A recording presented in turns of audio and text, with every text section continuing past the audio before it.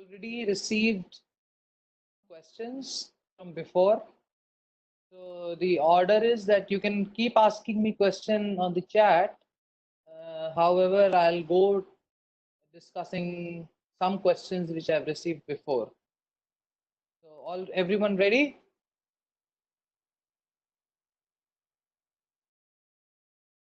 So Vitta Lakshmikant has asked a question that what are the course outcome of the current topic? So this is the first question that we have received. So the objective of the course is to introduce various hydraulic engineering problems like open channel flows and hydraulic machines. That includes pipe flow as well, discussing basics of fluid mechanics, dimensional analysis, boundary layer theory, turbulent and laminar flows, viscous fluid flow, and inviscid flow, which includes a chapter on basic wave mechanics. Also, we have covered a chapter on computational fluid dynamics.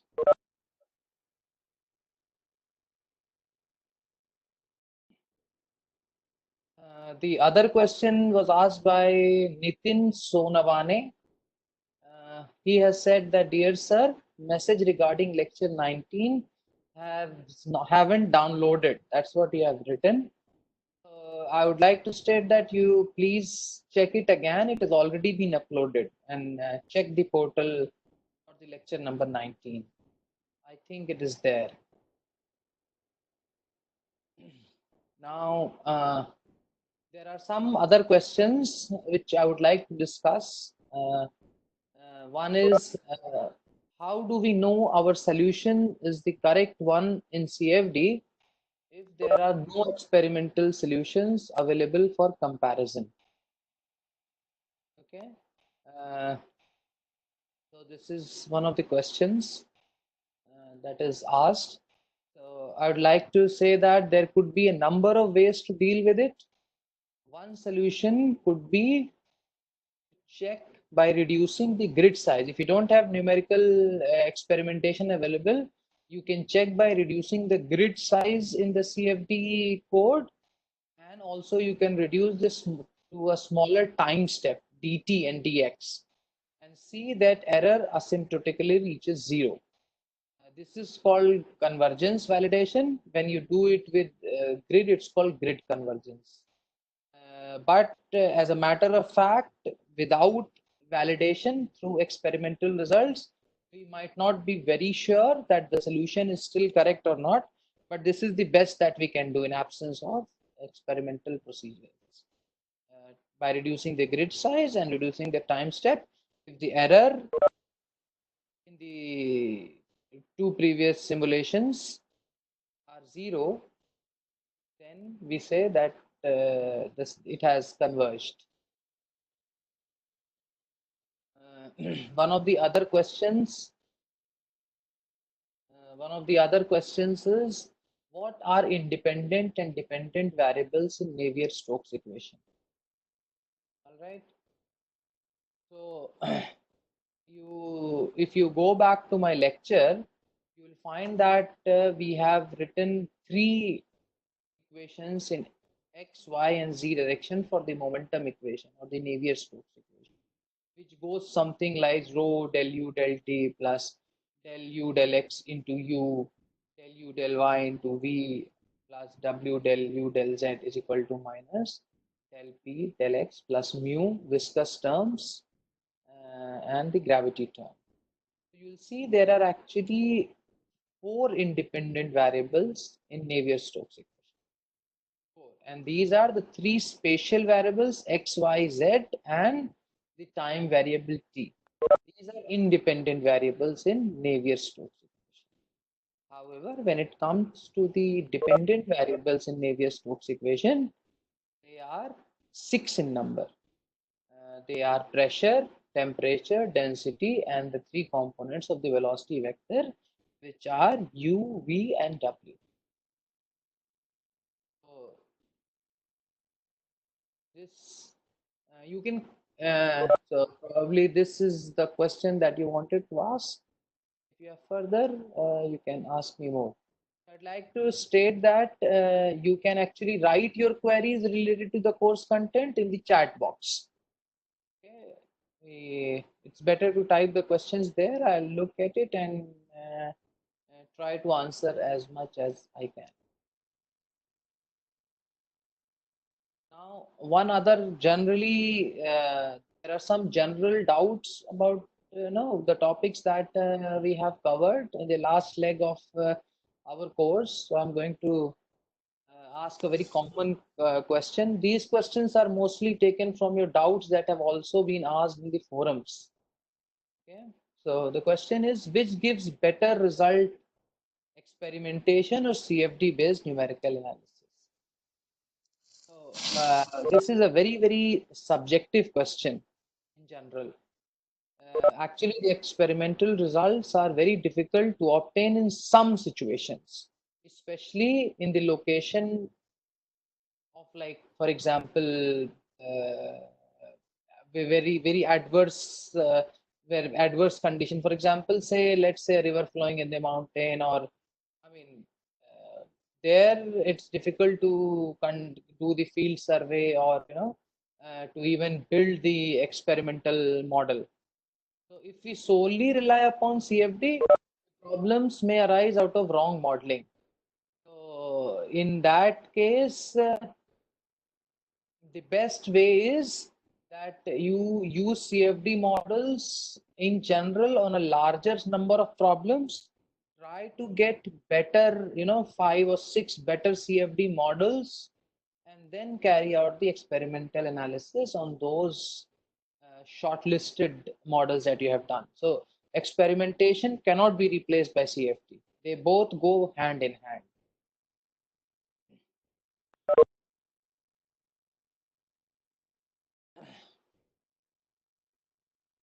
Another question taken from your forum questions also, because this time I know this is a very, very difficult situation with this COVID-19. I hope all of you are keeping safe yourself at home. We haven't received too many questions this time, but what I have done is try to pick up some important questions from your forum where many people had doubts before. So another such questions is, why ideal or complex conditions should be simulated in CFD? Hello. Yes. So the question again, I will repeat, is why ideal or complex conditions should be simulated in CFD? I hope all of you are able to hear me. Some research purposes will actually need non-practical processes to be analyzed. Experimental analysis for such cases involves a lot of steps, and that may not yield proper results as the setup cannot be perfect. So this is what I believe is the importance of using CFD is. All right. Because it's very difficult to get the perfect ideal condition to perform the experimentation. Hello. Another question that has been asked is, what would be the major difference between aerodynamic and hydrodynamic analysis? All right. So the difference between aerodynamics and hydro is, aero relates to air, and hydro relates to water.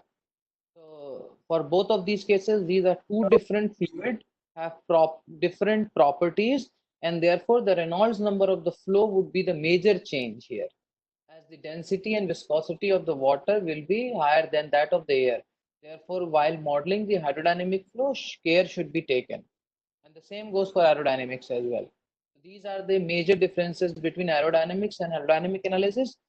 And another thing is that air is compressible, whereas water we treat generally as incompressible fluid.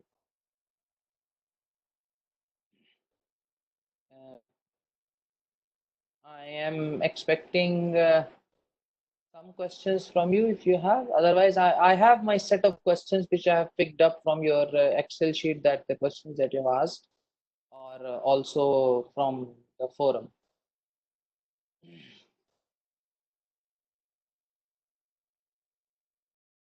Uh, Another question, that is very confusing to many of Hello. you. Yes. Sir, why correlation of fluctuation of velocities are negative? So you mean, I think it's better if you type these questions here on the chat, probably, because I'm Yes, sir. getting a little, it's better if you type it. Yes, Okay. yes, yes, sir. Okay. I will discuss this question, but I have certain order. So first I will do those questions, and then I'll come back to your question. Okay. Because then I will be also able to see your name if you type it.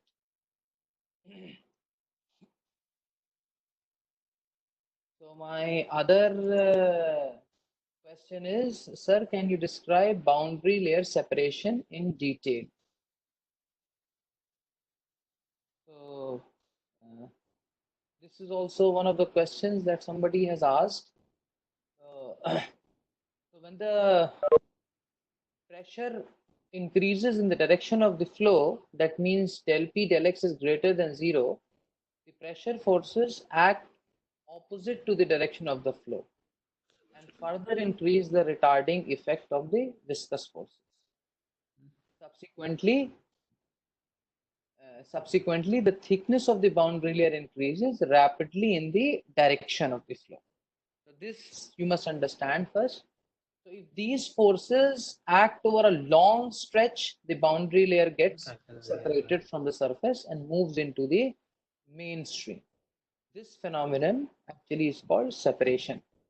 The point of the body at which the boundary layer is on the verge of separation from the surface is called the point of separation. Now, I would actually have loved to show you a figure, but let me try opening something here.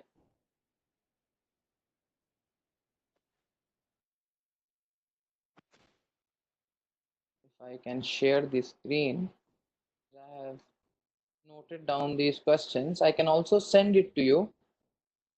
Ask the staff to upload it.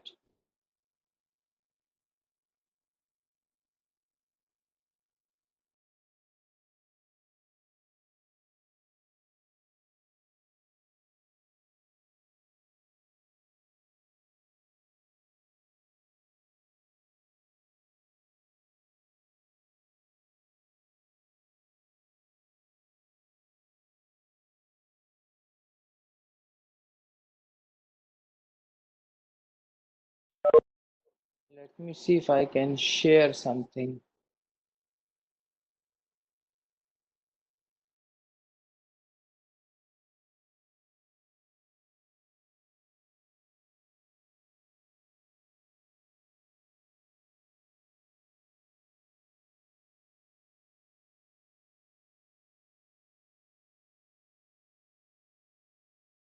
Yes.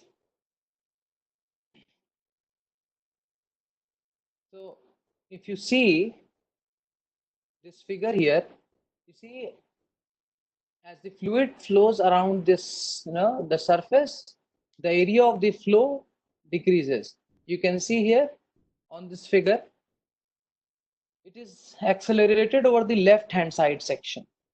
Okay, until at point B, the velocity just outside the boundary layer is maximum and the pressure is minimum, as shown by the graph above. You can see there are different graphs that is drawn. You see the velocity profiles. Beyond B, you see there are different points A, B, C, D, and E. Beyond B, that is along the region B, C, D, E, the area of the flow increases and hence the velocity of the, if the area will increase, the velocity will decrease, right? The velocity of the flow decreases. Decrease of velocity, the pressure increases in the direction of the flow, and hence the pressure gradient dP dx is positive. That is, dP dx is greater than 0. The value of the velocity gradient du dy at the boundary layer is 0 at point C. If you can see the point C on the graph here, so when it goes, it touches the 0 at point C. And this point is known as the separation point. The boundary layer starts separating from the surface because further retardation of the flow near the surface is physically impossible. Large turbulent eddies in that case are formed downstream of the point of separation, and the disturbed region in which the eddies are formed is called the turbulent wake. So this is the whole theory of the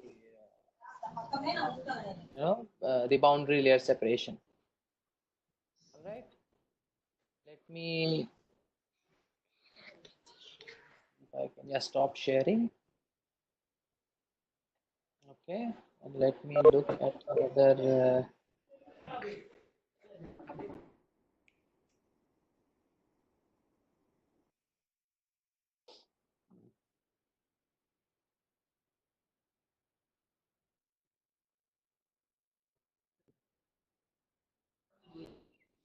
So I see. What are the questions? Yes. So Lokesh has asked, I will come back to it, why the correlation of the fluctuations of the velocities are negative. That is a thing which I have clearly explained in the lecture, and I also given probably something for you to find out at home, but we will discuss that again. So somebody has asked, what are the methods of preventing the separation of boundary layer? So there are several methods that are there, which again I have discussed.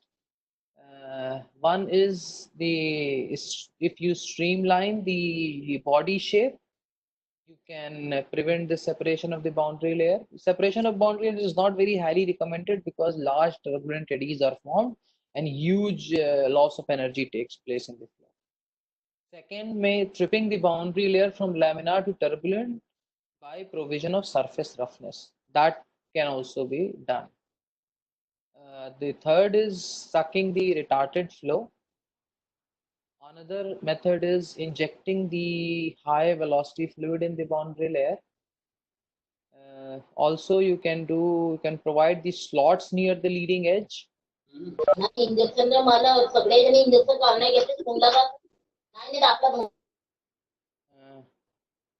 Can everybody turn off their microphone? I'm hearing some different noise.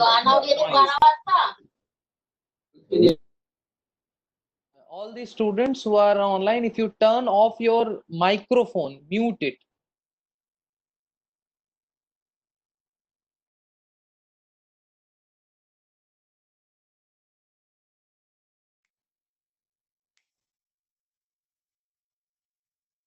Has everyone done that? You know how to turn off? There is a microphone sign, and if you take the mouse over that, it will say mute, then you just click once on it. So in that way,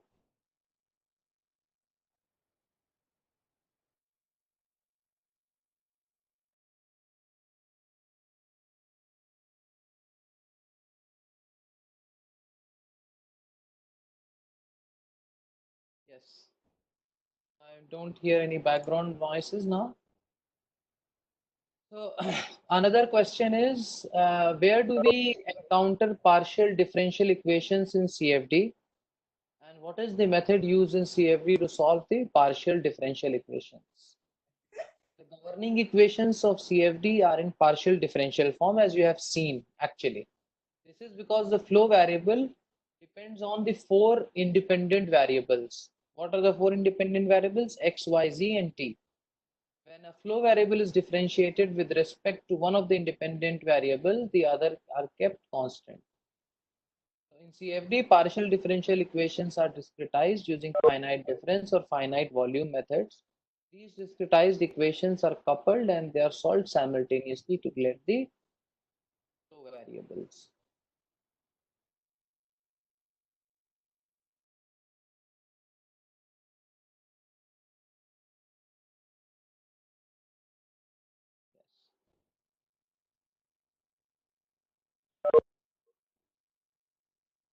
me look at another question.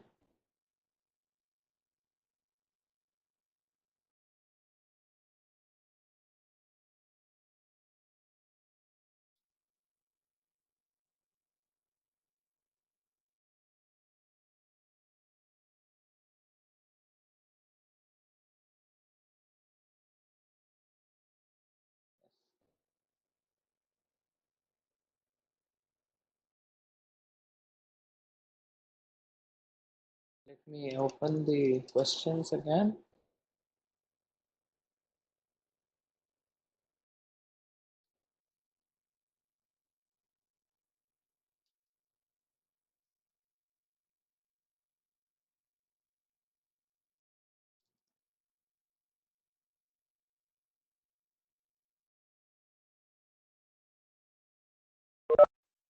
Yes.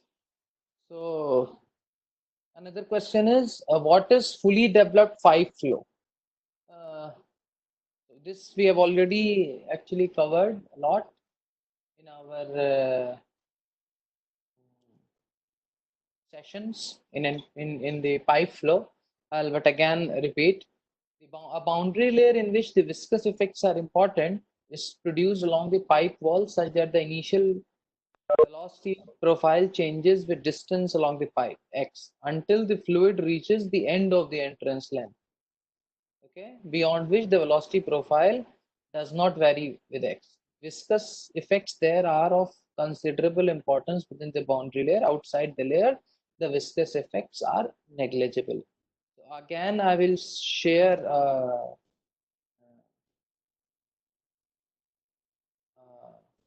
screen so that you are able to see, and I'll give you.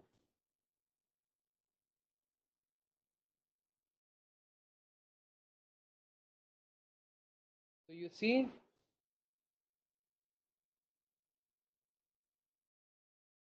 so it takes some time before the flow becomes fully developed. All right.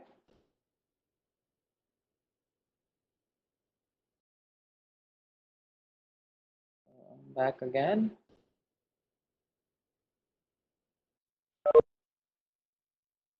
So another question is, for a fully developed pipe flow, how does the pressure vary with the length of the pipe? In a zero acceleration, fully developed flow in a pipe, the pressure gradually decreases linearly along the length of the pipe. Hence, the pressure variation is said to be linear. Pressure variation along the length of the pipe is linear. Students, please turn off your microphone. I'm again hearing some background noise.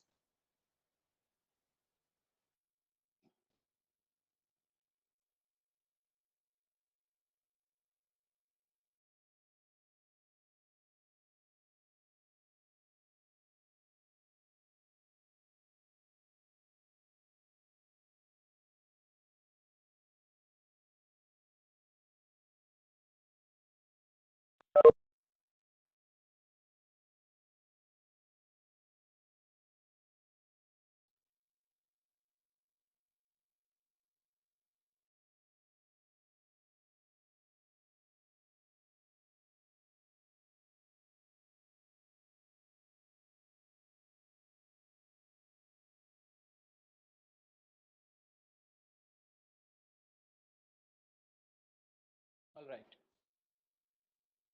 Another question is, so no, actually I'll show you the same figure which I have shown also in my slides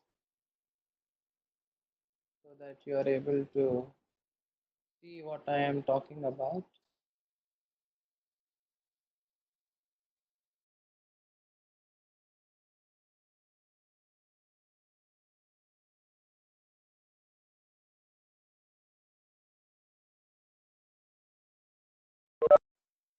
So you see, until the entrance flow, we cannot say how the pressure varies, but after the depth flow has developed fully, del P del X remains constant.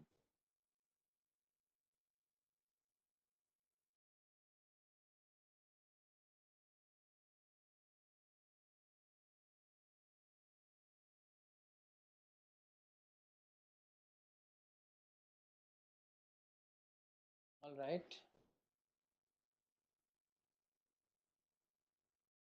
We'll go back again. Another question is, what is the reason of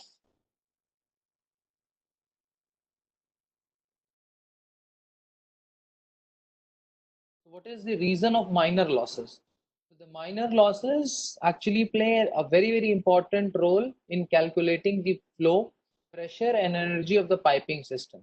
Fluid that moves through the pipe carries momentum and energy due to the forces acting on them. Thus, these minor losses are developed due to the bends, for example, or there is a sudden, contraction, or if the geometry changes, if there is a change in the geometry of the pipe, there will be a energy loss. And all those due to bends or due to contraction or due to expansion, wherever there's an energy loss, we group them all together under minor losses. And how it is calculated, that we have already discussed in our lectures on pipe flow.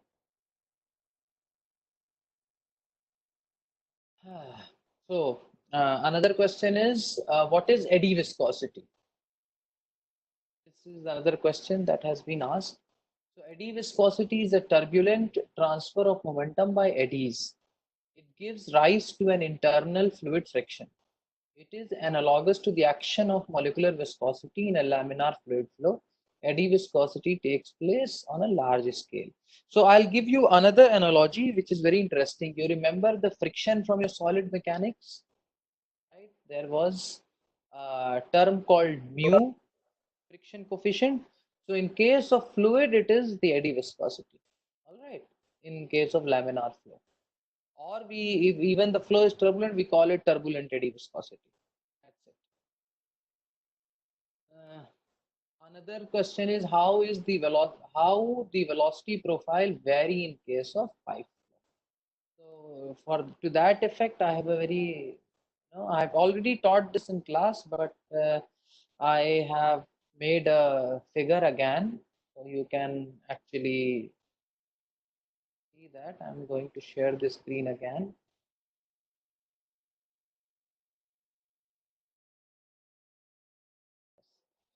So at the pipe wall, velocity of the fluid is 0, right? The velocity will increase as we move towards the center of the pipe.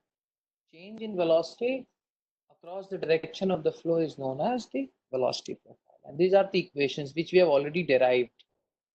All right. So U is directly proportional to R square.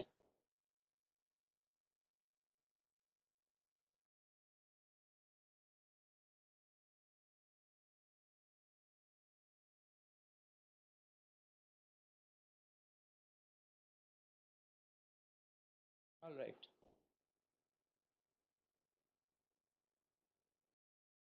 I'll stop sharing now.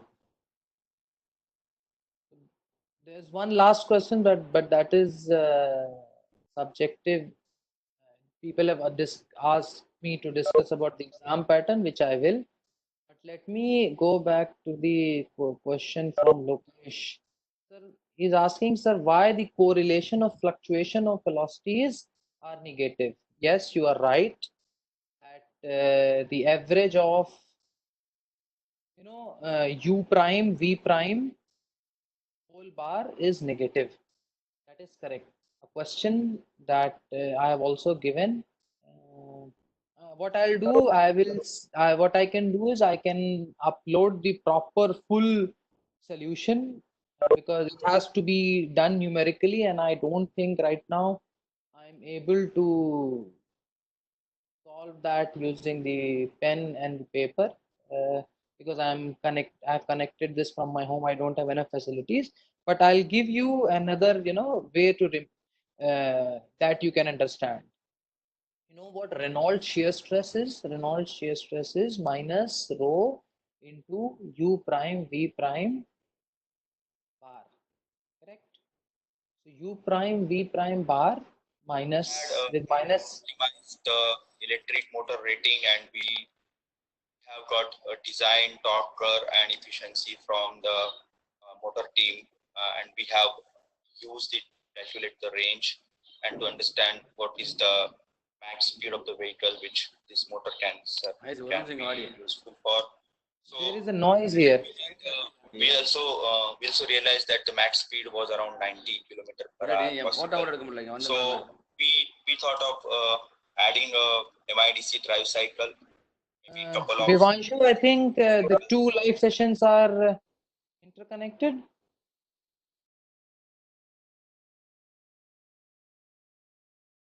Is it?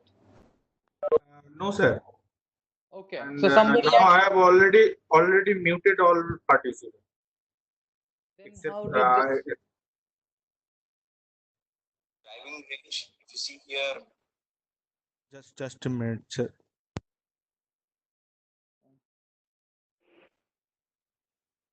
Because I'm hearing something.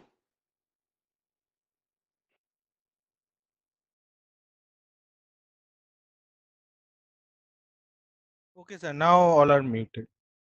All are muted, yeah. So the Reynolds shear stress minus rho u prime v prime or u prime w prime bar is a positive quantity. And to be positive quantity, u prime v prime bar should be negative. There's another way of explaining in terms of eddy viscosity, which the detailed explanation I will upload it on the forum, hopefully by today. Because it has to be worked out, drawing the transfer of the, packets from down from the one level to the other level. We have to see when the eddy or the particle travels from one level to the other level. Since I don't have required, pen and paper, I cannot work it out here, but by evening or maybe tonight you will receive that. Okay, the solved solution. If you have further questions, you can ask me. Otherwise, I will proceed to the last part of this online session, that is discussion about the exam pattern. All right.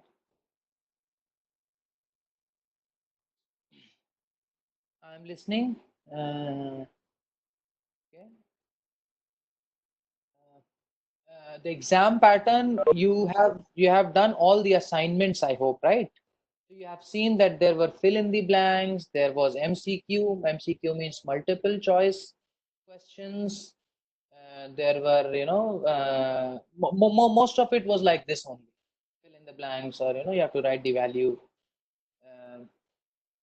But the final exam will be fully MCQ type. So multiple choice questions where you will be given the options, 4 options, and you have to select one of those. The exam is pretty simple.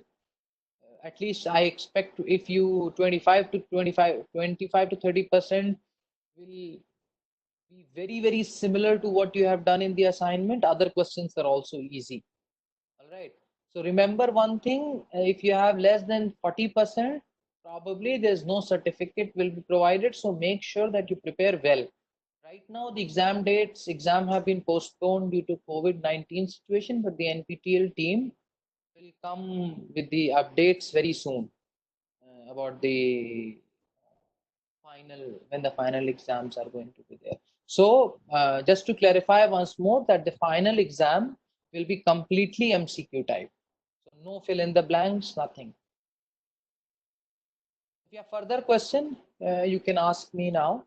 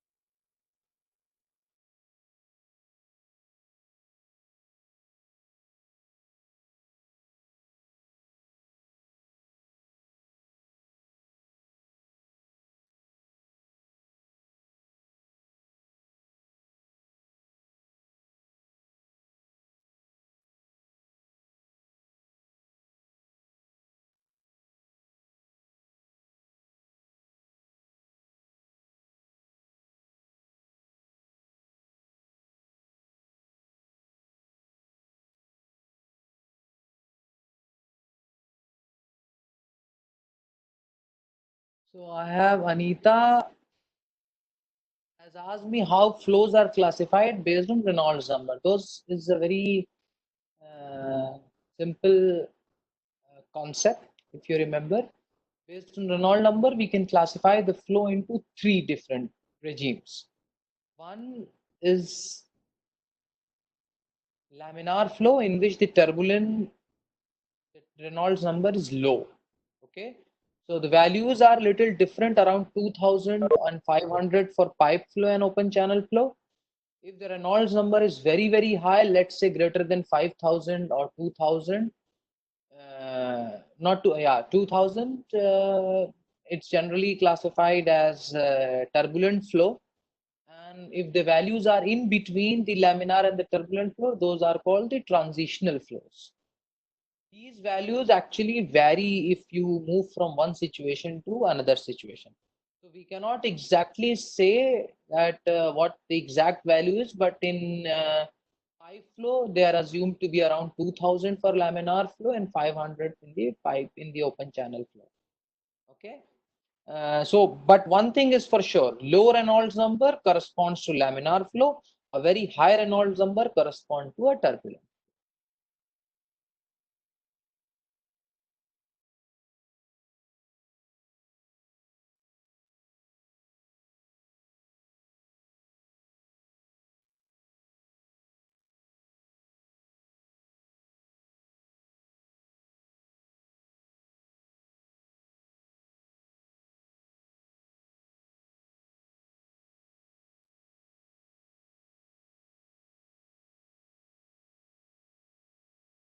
So before the final exam, this is the last live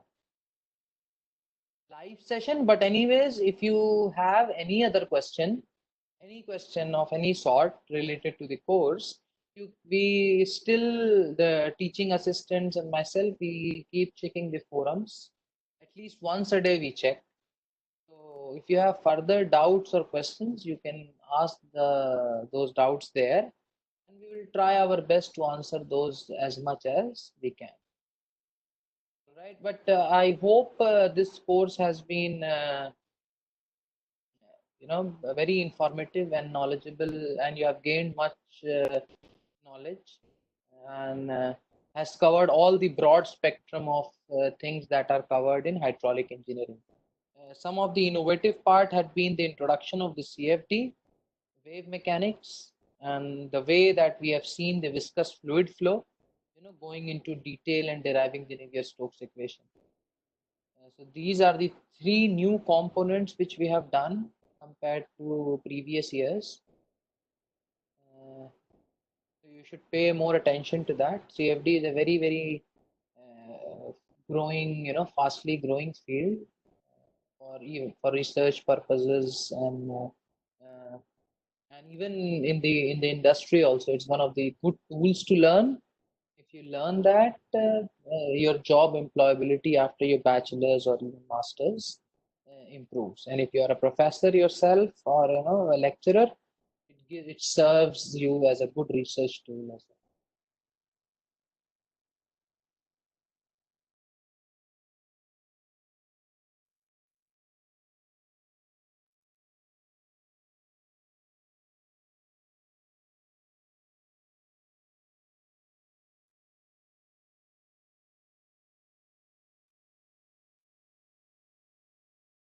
So if you have any question, you can ask. Otherwise, you can type the questions here in the chat.